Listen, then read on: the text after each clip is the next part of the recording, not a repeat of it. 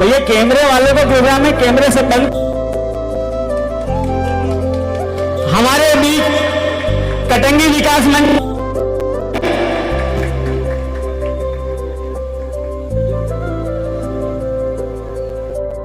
कटंगी के तत्वाधान में एक कटंगी की सरजमी पर पहली मर्तबा फोटोग्राफर एसोसिएशन की ओर से जो ये कार्यक्रम आयोजित किया गया है, मैं तमाम लोगों से निवेदन करता हूं कि इनका जोरदार ताली से स्वागत करें।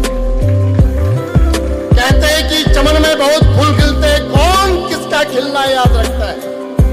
चमन में बहुत फूल खिलते हैं, कौन किसका खिलना याद रखता है। जो जमाने में कर गुजर जाते हैं उन्हें सारा जमाना याद करता है, उन्हें सारा जमाना याद करता है। साथियों, मैं ऐसे मंच में पहली बार मुकामी हुआ हूं, पर ऐसे लोगों के लिए मुझे बोलने का अवसर मिला है। जब कोरोना काल था तो मैं सोचता था अपने घर में जब विवाह का कार्यक्रम आएगा तो विवाह के कार्यक्रम के दौरान में एक व्यवसायी लोग हैं जिनका कारोबार चलता है। वो चलता किसका है? वो सिर्फ फोटोग्राफर का कारोबार चलता है। उनका परिवार इस अपेक्षा में रहता है कि शादी आएगी, हमारे परिवार को रोजगार मिलेगा। लेकिन ऐसे दौर में कोरोना काल आया, गर्मी का दौर था, लोगों ने शादियां नहीं की। हम चिंता में रहते थे कि ये फोटोग्राफरों का क्या होगा।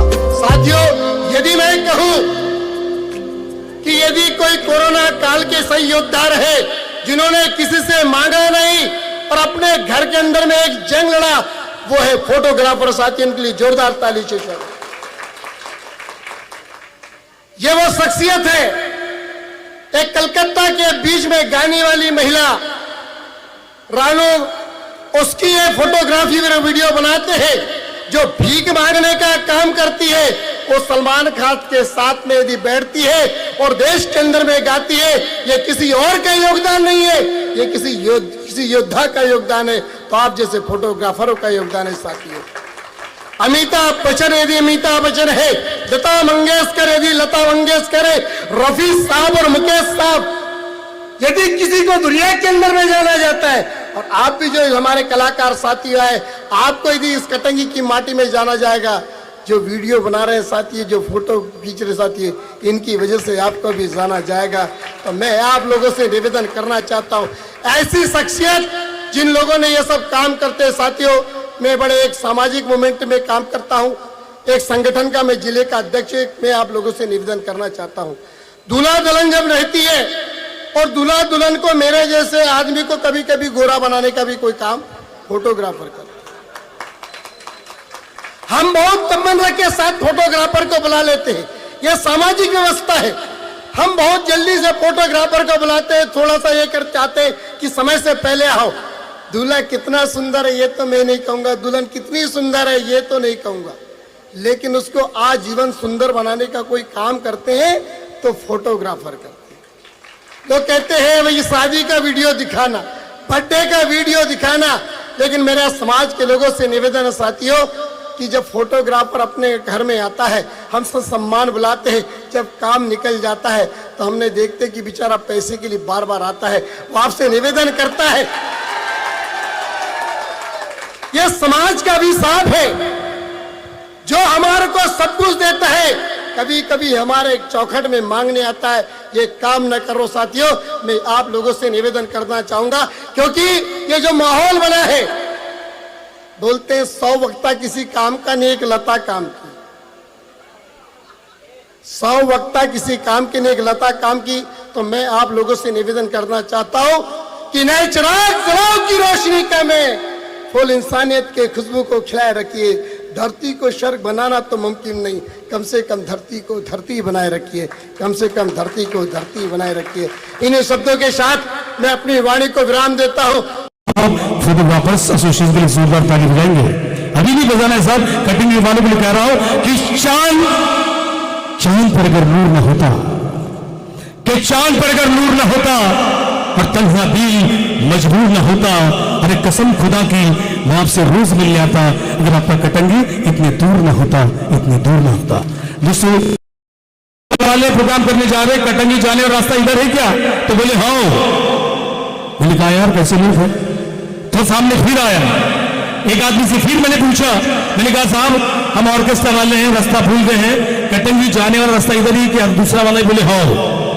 मैंने तीसरे वाले से कहा भाई साहब बड़ा परेशान है, रास्ता भूल गए हैं, कटंगी जाने वाला रास्ता इधर ही क्या? तीसरे वाले ने बोला हाँ। मैंने कहा किसी को पूछना नहीं। सामने आया तो फोटोग्राफर भाई साहब थे बैच लगाकर, उनसे पूछा, मैंने कहा भाई साहब हम बहुत परेशानी में प्रोग्राम करने जा रहे हैं, कटंगी जाने रास्ता इधर ही क्या? तो बोले जी हाँ। मैंने कहा भाई साहब रुको, आपकी कटंगी में दो भाषा बोली जाती है क्या? बोले नहीं एक ही भाषा बोलते हैं। मैंने कहा पहले वाले से पूछा तो उसने कहा हाँ, दूसरे वाले से पूछा उसने कहा हाँ, और तीसरे वाले से पूछा उसने कहा हाँ, और जब आपको पूछा तो आपने कहा जी हाँ। तो भाई साहब जी हाँ और हाँ का मतलब मैं समझा नहीं। बोले भैया ऐसा है जो अनपढ़ गवार टाइप के लोग होते हैं वो हाँ बोलते हैं, और हम जैसे पढ़े लिखे लोग जी हाँ बोलते हैं। तो मैंने कहा पढ़े लिखे हैं क्या? तो बोले हाँ। ऐसी बातें होती है, बहुत सारा प्रोग्राम करना है। चलो अच्छी की सेटअप पेश करेंगे, तालियों से स्वागत कीजिए। ये जो पंडाल बना है